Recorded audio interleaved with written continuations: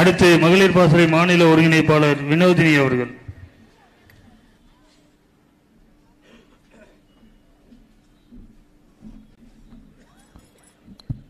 அண்ணன் உள்ளிட்ட அனைவருக்கும் பணிவான மாலை வணக்கம். நம்முடைய தமிழீழ உறவுகள் கொத்து கொத்தாக கொன்றளிக்கப்படும் பொழுது தமிழ்நாட்டில் முதலமைச்சராக இருந்து கொண்டு வேடிக்கை பார்த்து கொண்டிருந்த ஐயா கலைஞர் அவர்களுடைய ஆட்சி காலத்தில் தான் இந்த சிறப்பு முகாம் 1990களில் உருவாக்கப்படுது.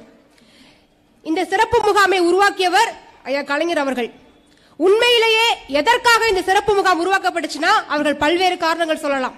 ஆனால் உண்மையிலேயே இது எதற்காக உருவாக்கப்பட்டுச்சுன்னா சிங்கள அரசை மகிழ்விப்பதற்காக திமுக அரசு உருவாக்கிய ஒன்றுதான் இந்த சிறப்பு முகாம்.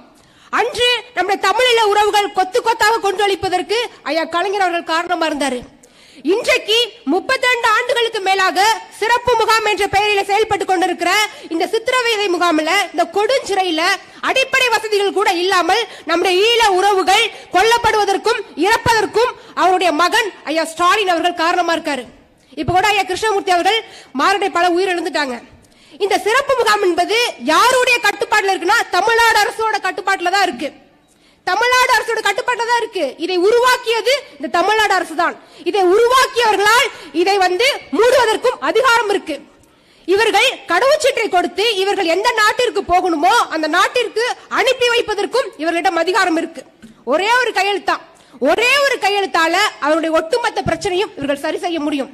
ஆனால் செய்ய மாட்டாங்க. ஏனால் இவர்கள் வேற யாருக்காக இங்க வேலை பார்த்துட்டு அதை செய்ய மாட்டாங்க.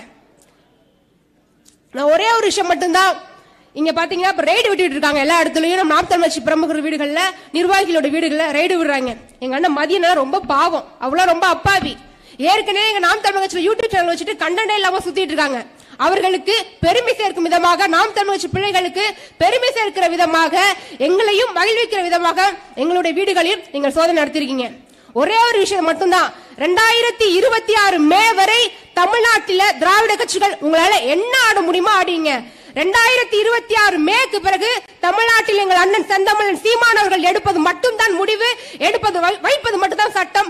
அதுவரை எவனாலும் ஒண்ணும் பண்ண முடியாது. நன்றி. நாம் தமிழர்.